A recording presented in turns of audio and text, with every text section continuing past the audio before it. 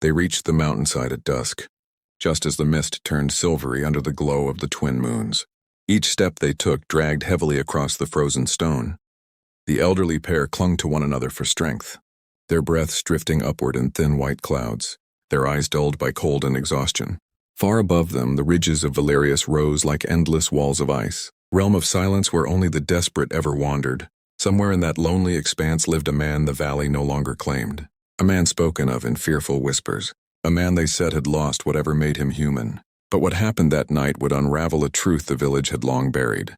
Krell, the mountain settlement, clung to the base of Valerius's peaks like a stubborn scar. Its slate-gray houses sat tightly packed, smoke curling from chimneys only to be swallowed by the ever-present cold.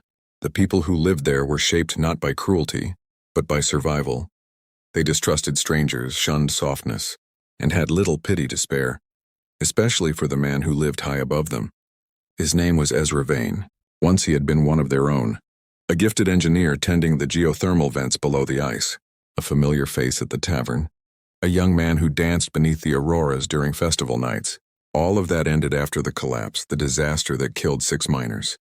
The tribunal claimed his calculations were to blame, though he swore the numbers were not his. Without a proper trial, they cast him out. Now he lived alone in a cabin carved into the mountainside, hours above Krell, up, where winds screamed through. Narrow cliffs and the cold could steal a life in minutes. The villagers claimed he'd gone mad, that he muttered to spirits and stared with glacier-empty eyes. No one bothered to climb up and find out, not even when storms rolled in. That evening the tavern was crowded and warm. Firelight flickered across worn faces as the hearth snapped and spat. Snow drifted lazily outside, thickening as night settled over the valley. "Another round," boomed Torvin, a broad-shouldered man thudding his mug on the table. Garrett, the barkeep with silver-streaked hair, filled it silently. "Did you hear about the elderly pair passing through?" murmured a woman near the fire. "Travelers from the east. They're trying to reach the station before the freeze locks everything down." "Idiots," Torvin grunted. "No one crosses the ridge this time of year." "They looked barely able to stand," someone else added. "I saw them earlier, ashen and shaking." "They'll never see morning," Torvin said, and a round of harsh laughter followed. The tavern's door groaned open, letting in a slice of icy wind. A young woman stepped inside, brushing snow from her coat. She lowered her hood, worry sharp in her green eyes. "Garrett," she said quickly. "The old couple. They came to my house asking for shelter." Conversation died instantly. "And?" Garrett asked without looking up. "I had to turn them away. I don't have room. But they told me they'd knocked on every door in town. No one would take them." A weighted silence followed. "Not our concern," Torvin said at last. "Winter isn't the time for charity." "They'll freeze," she shot back. "Then they should have thought ahead," someone muttered. Frustration tightened her jaw, but she said nothing more. She pulled her hood up and stepped back into the snow, the door slamming shut behind her. Torvin lifted his cup again. "To those smart enough to stay inside." Laughter rippled once more, the fire crackled on, and no one spared another thought for the travelers struggling through the storm. Miles above, the old couple continued their climb. Their legs shook with each step. The man's breath rattled painfully, and the woman's fingers had gone numb, her grip on his arm slipping with every movement. They had knocked on every door in Krell, every single one, and each time had been met with the same answer. "No. I can't go much farther," the woman whispered, voice splintering. "I know," he said, though he kept moving. "Just a bit more. There's a cabin somewhere up ahead." "No one lives up here," she cried softly, tears freezing on her cheeks. "We're going to die out here." "Someone does," he insisted, though fear trembled in his own voice.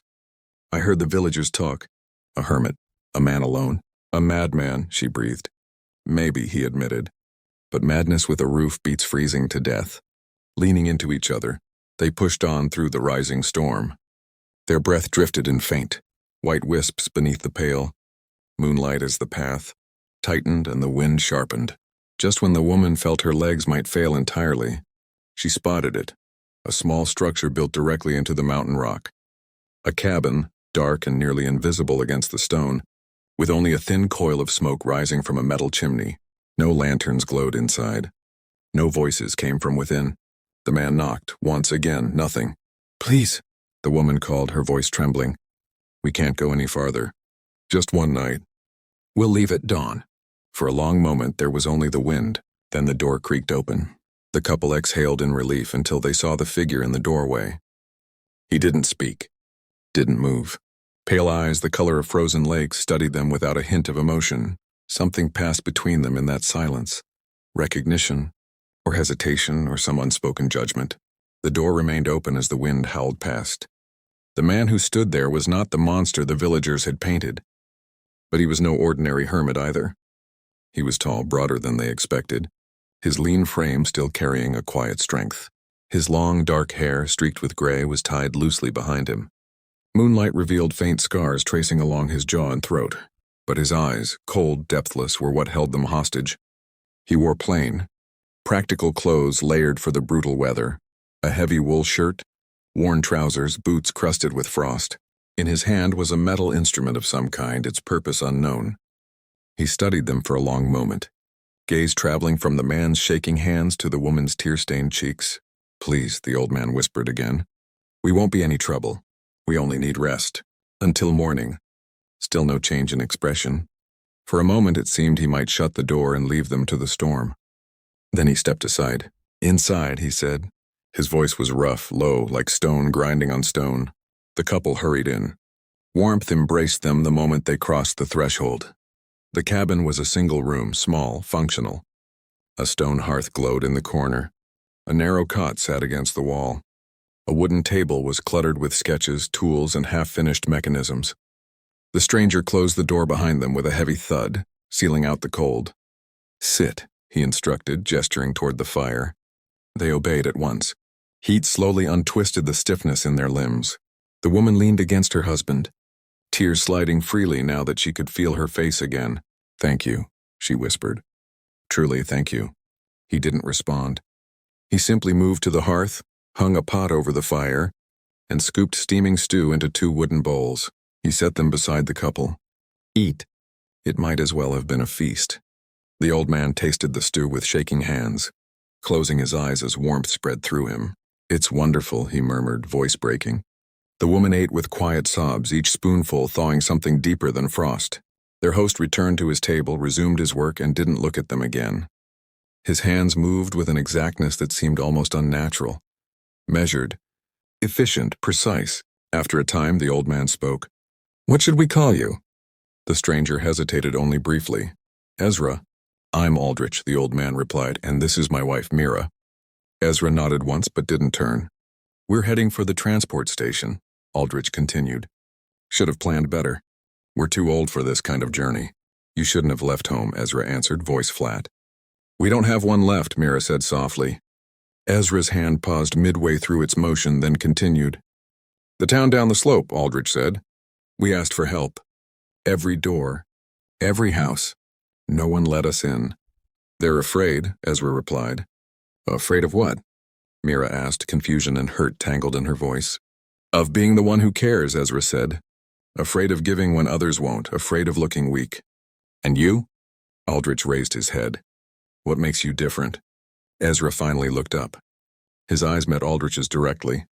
"I have nothing left for fear to take." The weight of that settled heavily in the room. Mira's expression softened. Curiosity, sorrow, something unnameable. "They call you cursed," she whispered. "The people down below." Ezra's jaw tensed. "They call me many things.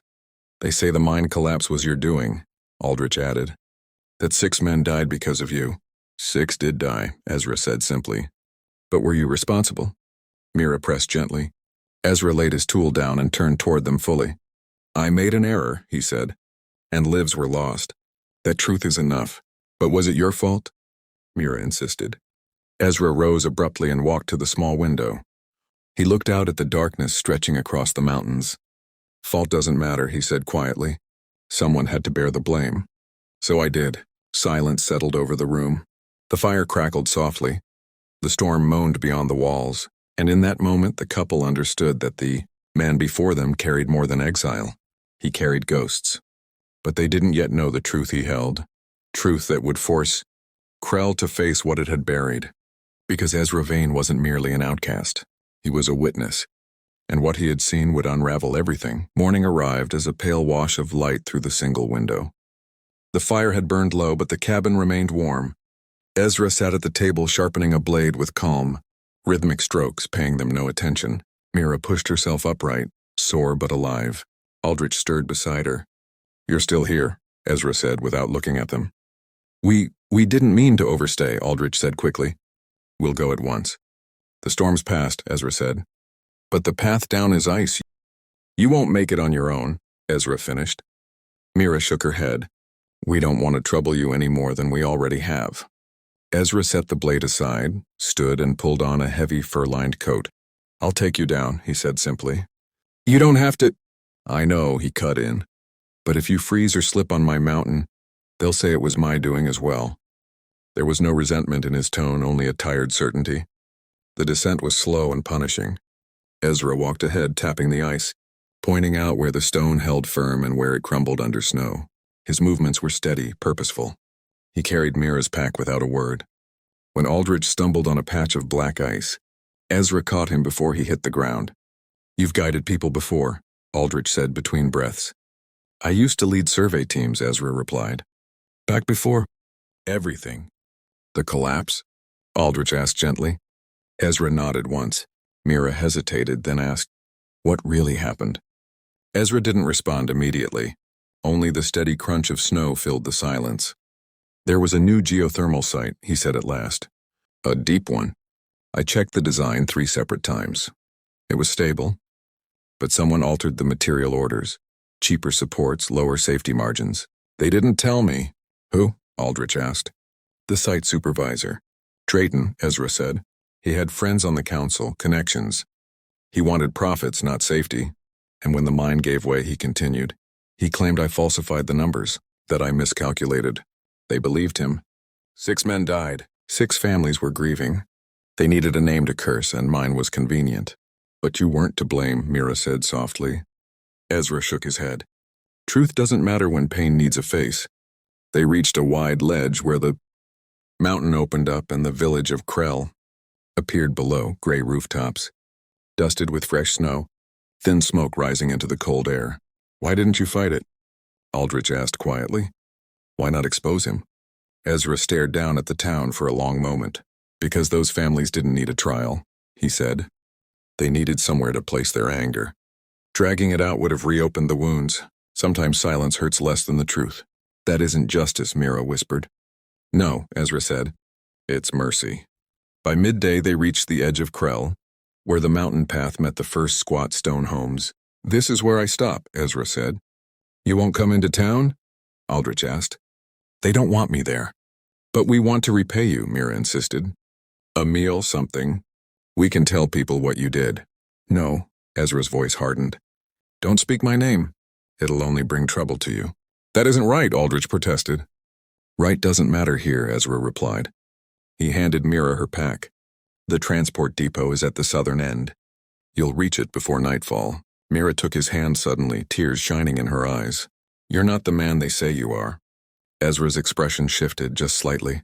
"Maybe not," he murmured. "But what I am doesn't matter. Only what they choose to believe." He let go of her hand gently and turned back toward the white windswept slopes. "Wait!" Aldrich called after him. Ezra stopped but didn't turn.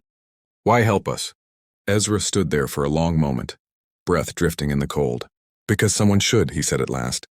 Then he walked away, swallowed by the snow. Aldrich and Mira entered the village slowly, leaning on one another.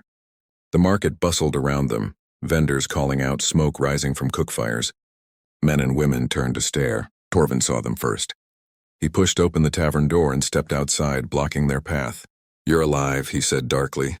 "We are," Aldrich replied evenly. "Where did you sleep?" Torvin demanded. "No one here took you in." Mira and Aldrich exchanged a guarded look. "We found shelter," Mira said carefully. "Where shouldn't matter," Aldrich added. "It does," Torvin growled.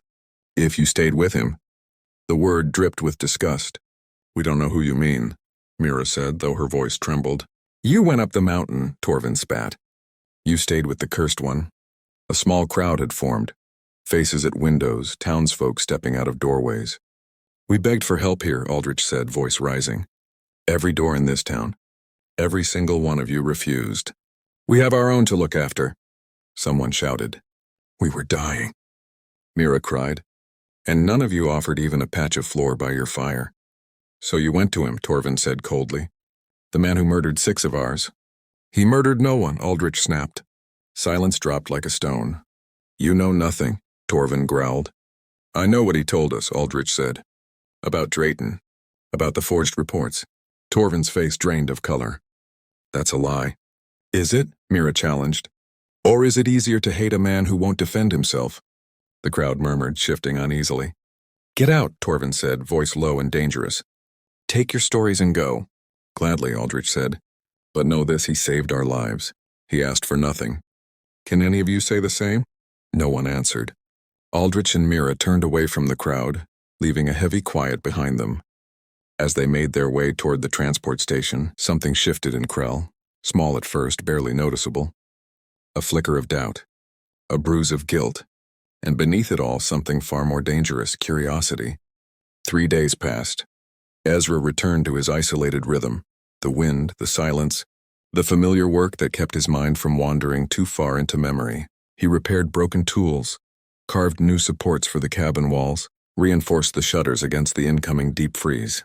He did not let himself think about the couple, or the village below, but the village thought about him. The tavern, once full of confident judgment, buzzed with a different kind of energy now. Maybe we should have helped them, someone muttered over their mug. Don't start this again, Torvin warned. We've settled it. But what if the old man didn't lie? About Drayton? He lied, Torvin snapped. Vane caused the collapse. The tribunal proved it. Did it? A quiet voice asked from the corner. Every head turned. It was the young woman who had tried to shelter the old couple, the one who begged the tavern to show kindness. Her name was Lyra, the records keeper for the council. What are you implying, Lyra? Garrett, the barkeep, asked carefully. Lyra set down her cup. Her green eyes were sharp enough to cut. I went through the archives, she said. The tribunal records, the engineering logs. Something pushed me to look again. And what I found doesn't match the official story. The room stilled.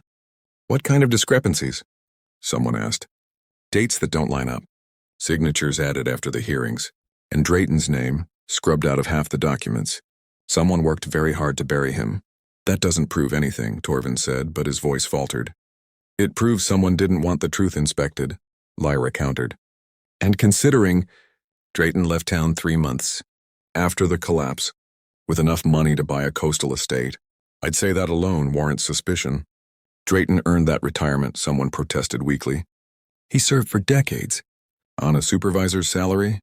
Lyra asked. Does anyone actually believe that? Again, silence. Torvin stood abruptly, sending his chair scraping across the floor. You're stirring up trouble, he snapped. Trouble that'll tear this village apart. The truth only destroys things built on lies, Lyra said quietly. Torvin stormed out of the tavern, but the seed Aldrich and Mira left behind had already taken root. And now it was cracking open the foundations of the story Krell had told itself for years. That night Lyra made her choice. She pulled on her thickest coat, packed a lantern and a satchel full of documents, and slipped out of the village. The climb was steep and treacherous at night, but she knew the mountain paths well. She had grown up on these slopes. 2 hours later, she reached the dark outline of the cabin. When she knocked, the door swung open almost immediately. Ezra stood there, blade in hand, eyes tired and wary. You shouldn't have come, he said. I need to speak with you, Lyra replied. About what? About the collapse. About what really happened. Ezra's jaw tightened. He started to shut the door, but Lyra pressed her hand against it. Please, she said softly. The old couple told the town what you said, about Drayton, the forged reports. People are asking questions now. Let them, Ezra said coldly. It won't change a thing. It might, Lyra insisted. If you stand before the council. If you show them the evidence. I don't have evidence, Ezra said. Drayton made sure there was nothing left. But I do. That stopped him. Lyra reached into her satchel and pulled out several documents. Old. Worn stamped with council seals. I found these in the archives, she said. Hidden in misfiled boxes no one's looked at since the tribunal. They don't match the official record. Forged signatures. Altered dates. Payment transfers from the mining company to Drayton. Large ones. The last came just days before the collapse. And there were more afterward. Ezra slowly took the papers. His fingers twitched as he read. Where did you get these? He asked, voice low. They were buried, Lyra said. But real. And they show that Drayton framed you. Ezra lifted his gaze, pale and conflicted. Why are you doing this? He asked. Because 6 families lost someone that day, Lyra said, and they've spent years hating the wrong man. That's not justice, it's cruelty. The town won't thank you, Ezra warned. I don't care, Lyra said. Do you? Ezra looked back at the papers. His hands tightened around them. For years I told myself silence was mercy, he murmured. That letting them blame me spared them more pain. And now? Lyra asked gently. Ezra met her eyes. Now I think maybe I was just afraid. Lyra gave a faint, tired smile. Then let's stop being afraid. And there in the doorway of a lonely cabin carved into ice and stone, something shifted, a spark of resolve, of shared purpose, of hope neither of them had felt in years. The town council met inside the stone hall, one of the oldest buildings in Krell, all thick walls and narrow windows that barely let in daylight. 5 councilmen sat at the long table. Torvin stood among them. When Lyra and Ezra entered, the hall fell into stunned silence. Ezra had not stepped foot here since the trial that destroyed his life. His tall, gaunt figure and glacial eyes stirred a wave of whispers and uneasy stares. Some people recoiled. Others leaned forward, hungry for the truth. What is the meaning of this? Counselor Bren demanded, rising sharply. Vane, you are not permitted here. I didn't come because I'm permitted, Ezra said. I came because the truth deserves air. The truth was decided long ago, Torvin snapped. Was it? Lyra asked. She stepped forward and placed the stack of documents on the table. Or was it buried? Lyra finished. Counselor Bren's gaze flicked to the stack of papers. His jaw tightened. What exactly are we looking at, he asked. Proof, Lyra said. Proof that Drayton altered the safety reports. Proof he was paid by the mining company. Proof he weakened the support structures to save money. Then blamed Ezra when it all failed. The hall erupted. Shouts, disbelief, furious muttering. Council members leaned forward, sifting through the pages with growing alarm. These could have been faked, Torvin protested, though his voice quivered. They came from your own archives, Lyra replied. Filed, stamped, and sealed by the council. If they're forged, then your entire record system is compromised. Why would Drayton do this? Someone in the crowd demanded. He lived among us for years. Because he was paid to, Ezra said, his voice cutting clean through the noise. The corporation wanted the job done fast and cheap. Drayton took their money, and when the collapse happened, he needed a scapegoat. I fit the part. You could have fought, Bren accused. You could have exposed him. I tried, Ezra said quietly, but no one wanted to hear it. 6 families were grieving, husbands, sons, brothers. They needed someone to carry their rage. Drayton handed them my name. So you just surrendered? Someone shouted. No, Ezra said. I chose to bear their anger so they could have peace. I believe silence was a form of mercy. The hall went utterly still. A woman rose slowly from the crowd. Arya, widow of one of the men who died. Her face was pale, her hands shaking. You let us hate you, she whispered. All these years. You let us spit on your name. Call you killer, monster, and you said nothing. Ezra met her eyes. His own were soft, almost gentle. Would it have changed anything, he asked. Would the truth have brought them back? Tears ran down Arya's cheeks. No, but we deserve the truth. The truth doesn't soothe the grieving, Ezra said. I learned that too late. It does offer justice, Lyra added. And justice is long overdue. Drayton is alive, comfortable, wealthy. And these documents prove he built that comfort on the dead. Counselor Bren sank heavily into his chair, suddenly looking years older. If this is true, he began slowly, then we have committed a terrible wrong. You have, Ezra agreed. But so have I. I let it happen. Why? Arya asked. Why didn't you fight for yourself? Ezra looked at her, and for the first time, something warm flickered in his expression. Because I wanted you to have peace, he said softly. Even if it cost me everything. Silence fell again, deep, heavy, reverent. Then Arya bowed her head. One by one others followed, widows, sons, brothers, miners, townsfolk.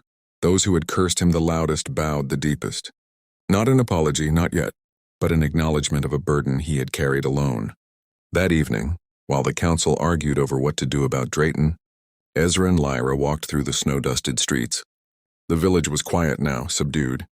"You could stay," Lyra said. "They would accept you now." "Would they?" Ezra asked. "Or would they just feel guilty every time they saw my face? Does that matter?" "It does to them." They reached the outskirts of the village. Ezra stopped. "Thank you," he said quietly. "For believing me. For fighting when I wouldn't." Lyra held his gaze. "You didn't stop fighting," she said. "You simply fought differently. And sometimes that takes a different kind of courage." Ezra's lips curved into a faint smile, the first real one in years. "Maybe," he murmured. "Will you come back?" Lyra asked. "Someday?" Ezra looked toward the mountains, his exile, his refuge, his grave, his home. "Maybe," he said. "When I'm ready." "And when is that?" Ezra met her eyes. Something unspoken passed between them, fragile, new, unmistakably human. "When I stop being afraid," he said softly. Lyra smiled. "Then I'll wait." Ezra turned and made his way back up the mountain. Lyra watched until he vanished into the white. But she knew now he wasn't disappearing. Just healing. Weeks rolled by. At the council's request, investigators were sent from the outer provinces. Drayton was located in a lavish villa by the coast, wealth far beyond what his old salary could have earned. Confronted with the evidence, he confessed, not from remorse, but because denial was impossible. He was convicted. The families received proper compensation. Ezra's name was quietly, begrudgingly cleared. But Ezra did not come down from the mountain. Lyra visited often. At first she brought updates, news about the investigation, about Drayton's sentencing, about the town wrestling with its own conscience. But as winter deepened, the visits became less about news and more about company. They sat by the fire, sometimes talking, sometimes letting the silence speak for them. Lyra read books aloud. Ezra carved small wooden figures while she worked on council papers. Other nights, they simply shared warmth and quiet. Two people who had once lived in shadows finding comfort in presence.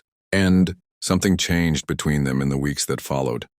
Slowly at first, so quietly neither noticed until it had already begun. One evening, as snow drifted past the windows and the fire murmured in the hearth, Lyra lowered her book and studied Ezra's face.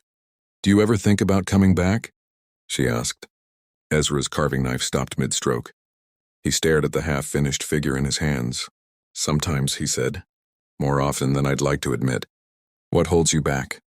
He set the carving down and gazed into the flames, as if searching for an answer hidden in the embers. "Fear," he said at last. "Fear that they'll still see me the way they once did. Fear that I'll see myself that way." "And how did you see yourself?" Lyra asked gently. "As a failure," Ezra murmured. "As the man who didn't do enough. The man who let 6 people die." "But you didn't," Lyra said. "I know that now," Ezra replied. "But knowing and believing, those are different battles." Lyra shifted closer, settling beside him on the bench.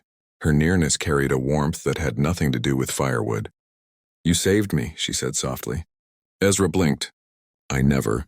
"You did," she insisted, cutting him off. "When I found those documents, when I realized what the town had hidden, I felt ashamed. Angry, lost. I almost kept it buried. I almost walked away." "Why didn't you?" Ezra asked. "Because of what the old couple said," Lyra replied. "About you? About how you asked for nothing. How you carried blame that wasn't yours to spare others pain. That kind of grace." She hesitated, her voice softening. "I wanted to be that brave." Ezra swallowed hard. He turned away, emotions catching in his throat. "That wasn't courage," he whispered. "It was cowardice." "No," Lyra said firmly. She reached for his hand, hesitant, almost shy, and placed her fingers gently over his. "It was love. Misplaced perhaps, but love all the same." Ezra stared at their joined hands. He couldn't remember the last time someone touched him without fear or disgust. Her touch felt fragile and impossibly kind. "I don't know how to go back," he whispered. "I don't know how to belong anywhere anymore." "You don't need to know," Lyra said. "Just take one step. We'll figure out the rest." And in that small circle of firelight, with the mountain quiet around them, Ezra allowed himself to believe, just for a heartbeat, that he might. Lyra woke the next morning to find Ezra dressed, pack in hand, standing at the door. "Where are you going?" she asked, rubbing sleep from her eyes. "Down," he said. "To the village." Just far enough to see if I can. Lyra's face lit with a warm, steady smile. Then I'm coming with you. You don't have to. I know, she said. I want to. They walked together in the pale morning light. The snow was thinning, the ice retreating. Spring pressed against the edges of winter. When they reached the outskirts of Krell, life was already stirring, smoke curling from chimneys, merchants uncovering their stalls, children chasing each other through half-thawed streets. Then someone spotted them. Arya. She stood in her doorway holding a basket of bread. Her eyes locked onto Ezra's and she froze. Slowly, she set the basket down and walked toward him. Ezra tensed, but when she reached him, she didn't accuse him or turn away. She opened her arms, and she embraced him. Ezra stiffened, stunned, then slowly returned the embrace, his breath shuddering. I'm sorry, Arya whispered into his shoulder. For everything. For all the years we spent hating you. His eyes burned. Tears slipped down his cheeks before he could hide them. By noon, news had swept through the village.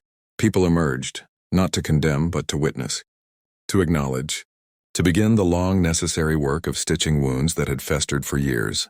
Ezra stood in their midst, no longer alone. Lyra at his side and the mountains behind him. For the first time in a decade, the weight on his shoulders eased, just a little, enough to breathe. 6 months later, a transport vessel arrived at Krell Station carrying an official delegation from the Planetary Council. Rare for a town as small as Krell, very rare. They brought a formal proclamation. Ezra Vane was to be honored, not simply cleared. Honored. The ceremony filled the town square. Even those who had once thrown him out stood among the crowd, humbled. Councillor Bren read the declaration aloud. For extraordinary resilience in the face of injustice, for choosing compassion over revenge, for demonstrating that the greatest strength often lies in the quiet endurance of unearned suffering, carried for the sake of others. Applause swept through the square. Some cried openly. Ezra remained still, expression unreadable, not unmoved, simply overwhelmed. After the ceremony, a representative from the Planetary Mining Authority approached him. Stern-faced woman with sharp perception in her gaze. We want you back, she said, as a chief safety inspector. Your integrity is exactly what this field needs. Ezra looked at her, then at the village, then at Lyra, waiting nearby with a soft smile. I'll consider it, he said. She nodded and left. That evening, Ezra and Lyra walked up the mountain together. The cabin was warm, familiar, unchanged. Will you take the job? Lyra asked as they stepped inside. I'm not sure, Ezra admitted. Part of me wants to stay here, where everything is quiet. And the rest? Lyra asked gently. Ezra turned toward her, really looking at her. The firelight caught the copper strands in her hair. Her green eyes held something both brave and tender. The other part wants to see where this goes, he said quietly. What goes? Lyra asked, breath catching. This, Ezra said. You, me, whatever this is, if you want there to be something. Lyra's smile bloomed slowly, beautifully. There could be, she whispered. If you want it. I do, Ezra said. But I don't know how. I've been alone too long. I don't know how to be someone's anything. Then we'll learn together, Lyra said. She stepped closer, threading her fingers through his. No more carrying everything alone. Not anymore. Ezra tightened his grip, fragile but determined. I'm afraid, he whispered. I know, Lyra replied. So am I. She leaned her forehead gently against his. But I think, she murmured, we're finally ready to stop running. Lyra held his hand, her voice barely above a whisper. Fear matters less when someone faces it with you. In the glow of the fire, with the mountains rising like ancient guardians outside the cabin, Ezra let the words settle deep. And for the first time in his life, he didn't push them away. He let himself believe, quietly, tentatively, that he might deserve what he'd been given. A measure of peace, a place to belong, a chance at love. Years slipped by. And the tale of Ezra Vane drifted, far beyond the borders of Krell. It found its way into academies and council hearings, into training manuals and ethics courses. It was retold as a warning against easy blame, as a study in the courage it takes to forgive, and as a testament to the quiet resilience of those who carry burdens silently. Not for reward, but out of compassion. Aldrich and Mira never forgot him. They wrote often, telling anyone who would listen about the man. who saved their lives on a frozen night when no one else had opened a door. Their words spread and the story grew roots till it became more than a tale. It became a reminder that in a universe where convenience often trumps conscience, the most radical act is simple kindness, that mercy, even misplaced, can ignite justice, that the people we cast aside are sometimes the only ones brave enough to hold the truth we're too frightened to confront. Ezra never returned to living on the mountain full-time. He accepted the position offered to him. He traveled from world to world, reshaping mining safety policies, advocating for workers, standing beside those accused unfairly, giving voice to people drowning under guilt that was never theirs. And through it all, Lyra was there, his partner, his anchor, his equal. They built a life in the world below, among people, in the tumult and warmth of community. But they never severed their connection to the mountain. They returned often, climbing the familiar path to the cabin that had once sheltered a broken man and offered him a second chance. Every time Ezra would stand at the narrow window, gaze down at the village of Krell nestled in the valley, and feel the faintest of smiles touch his face. He understood now that redemption isn't about undoing what has happened. It's about carrying the weight with grace. That truth isn't something you hand to people. It's something they need the courage to reach for themselves. And sometimes, in a galaxy shaped by pride and fear, one quiet act of undeserved kindness, a door opened in the cold, a bowl of stew, a place to rest, can shift the course of countless lives. Because in the silence of a mountain hermit's choice to shelter strangers, to endure blame, to love without expectation, an entire town learned what it means to be truly human.